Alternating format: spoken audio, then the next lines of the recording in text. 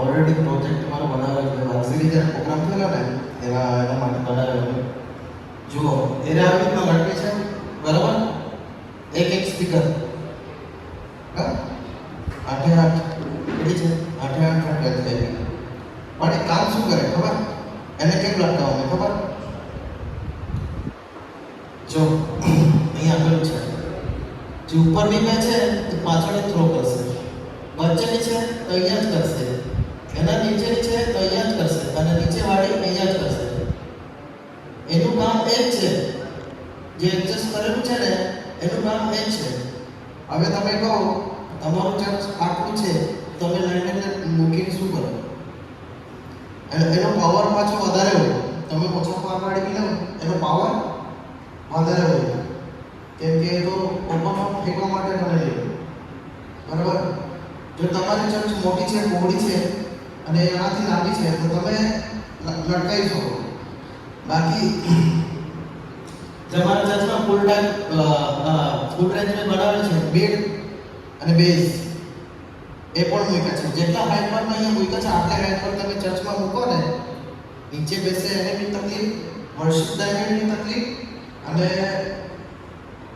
પાછળ સુધી અવાજ બી જશે. જો એવું લાગે મારું આટલું છે આટલું સાઉન્ડ જે બોર્ડ છે ને ચાર્જર નાખેલા છે આટલે સુધી પરફેક્ટ જતો હશે કે એમાં 300 વોટના છે, બહુ જૂના સ્પીકર છે કે જ્યારે ઊભા થઈ જતા હશે ત્યારે એમ કમ્પ્લેન આવે છે કે ચર્ચમાં પાછળ અવાજ નથી જતો એવું લાગે છે. તો પણ તમે સારી ક્વોલિટીના સ્પીકર લેવો, બેઝ માટે કોઈ જરૂર નહીં મળે. બેઝ તમે સુલેમાનભાઈ એમાં કેટલાના છે? 1800 વોટ છે, પણ તમે 1500 બી એટલા માટે તો રાખી શકો. બધા 1800 વોટ બરાબર. તો મેટ તમે સારા માની લેજો. બેઝ બહુ પાવરફુલ લેવાની જરૂર નથી ચર્ચ માટે. ઇન્ડોર જે તમે ચર્ચમાં કરો છો ઇન્ડોર, તો બેઝ તમે 1500 બી લાગો ને તો બી ઇનફ છે. બેઝ તો અહીંયા મીટ નહીં હમણાં, પણ બેઝ તમે ત્યાંથી આવો ને ત્યાં સુધી બેઝ તો હમણાં પણ અહીંયા નોર્મલ જ આવતો હોય, પણ એની વેવ એ નીકળી જ જાય. એટલે આટલી જરૂર નથી કે તમે ચર્ચમાં બેઝ જો યુઝ કરો તો ઓકે. કાં તો પછી આ ટાઈપનો ફૂલ રેન્જ સ્પીકર લેવા પડે. એમાં પેડ વાગે તો બી વાંધો નહીં આવે, ઇલેક્ટ્રિક પેડ વાગે લીધા વાગે તો બી વાંધો નહીં આવે બરાબર. આવી રીતે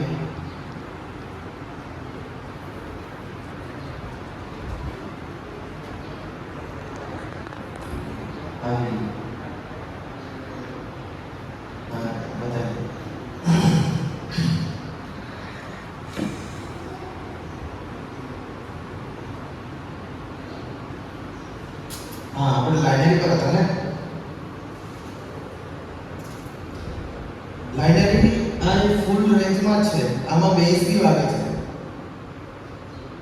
બેઝ મતલબ લો ફ્રીક્વન્સી આવે છે, સબ બેઝ નથી. સબ બેઝ માટે તો બેઝ મુક્ત છે ને. આમાં જે હું બોલું છું ને, મારું જે બોલવાનું જેટલો ફ્રીક્વન્સી નીકળી ગઈ તો આખી આમાંથી નીકળે. અમુક લોકો પણ શું કરે, અમુક લોકો શું કરે ખબર છે?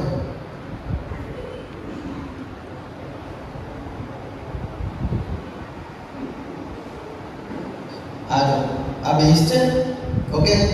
બોલ શું કરે?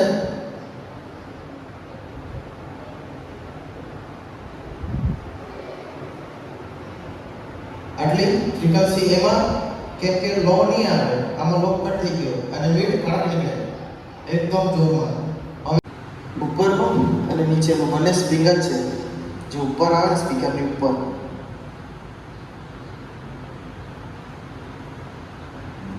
જો એ મોકલે છે આપણને અને આપણે સાંભળતા છે. જો બંને હાથે નીકળે તો કેવી આવે? જો ઉપર લો લો આઈ નો એમાં જ મિક્સ થઈ આવી ગયું. એ તમને કાલે શીખવેલું. Okay. પછી બધું મિક્સ થઈ જાય છે, જો બધું મિક્સ થઈ જાય તો લાગી ગયું આવે.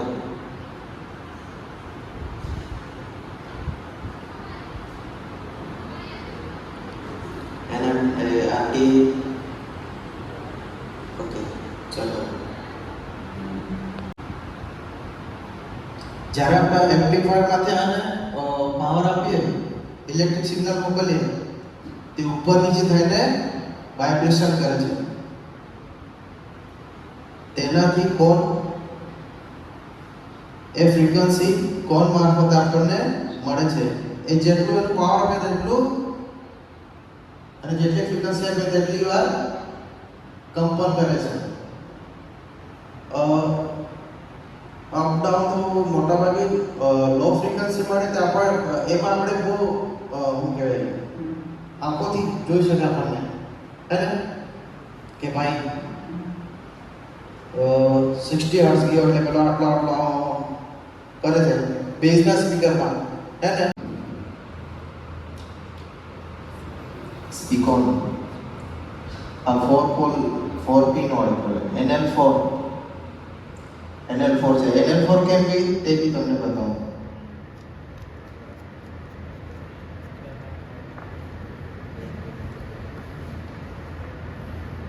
જો આમાં કેટલા છે? કેટલા? 4 છે ને, એટલે એને NL4 કહી છે. ઓકે, NL4 માં અહીંયા જો દેખાતું નથી, પ્લસ માઇનસ તમને બતાવું બહુ જ આવે ને. ઓકે, એકનું પ્લસ માઇનસ પ્લસ 1 પ્લસ +2 સામે આવે +1 -1.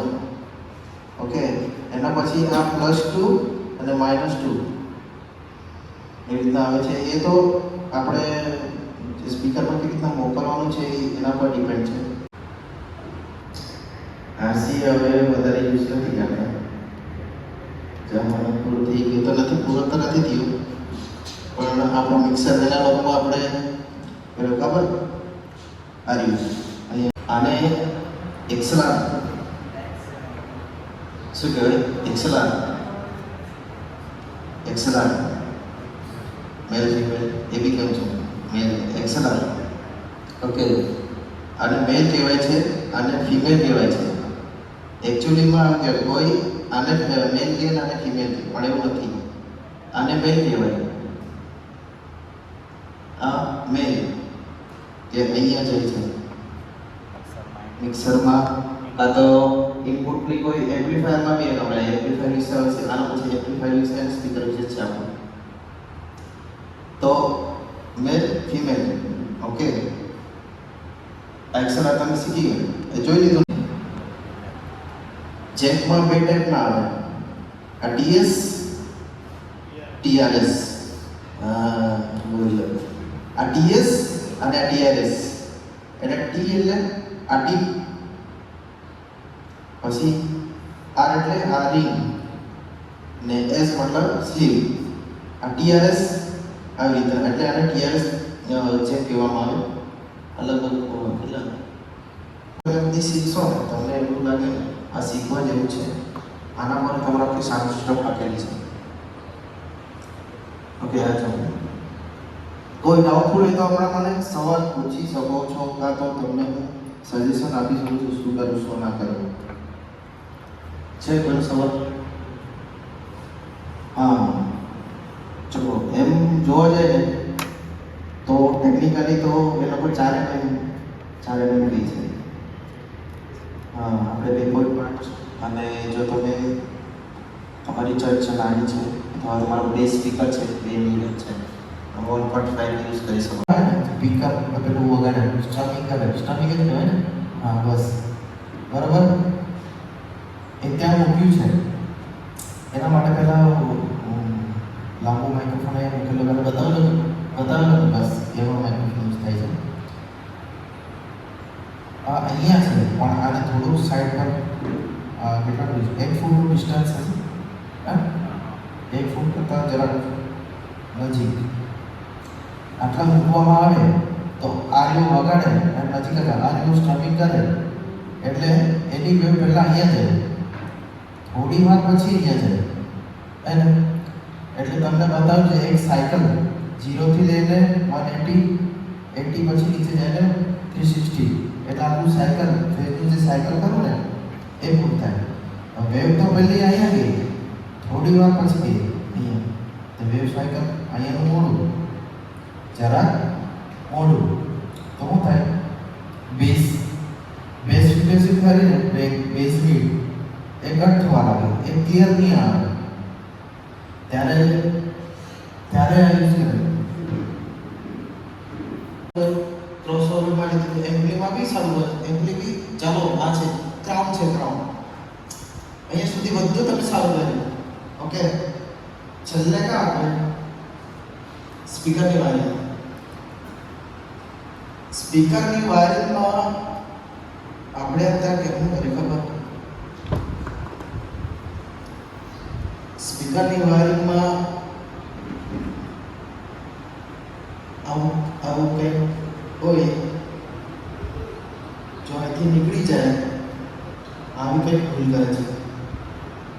કોઈને સમજાય શું ભૂલ કરેલી છે?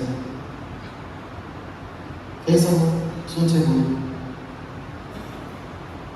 તમે સ્પીકર લગાવો, સ્પીકર કીધું તમે સ્પીકર કંઈક ભૂલ કરો છો આવી, હે? કોઈ કહી શકે શું ભૂલ છે આમાં? ચાલો એકવાર જોઈ લો શું ભૂલ છે આમાં. જો કહેતા નહીં, ખાલી જોઈને શું ભૂલ છે આમાં. લાઈનથી જોયો.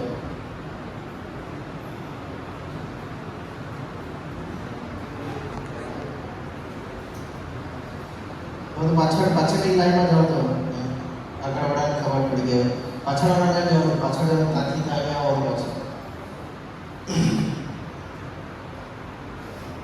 પછી મને કહેજો શું ભૂલ હતી એમાં.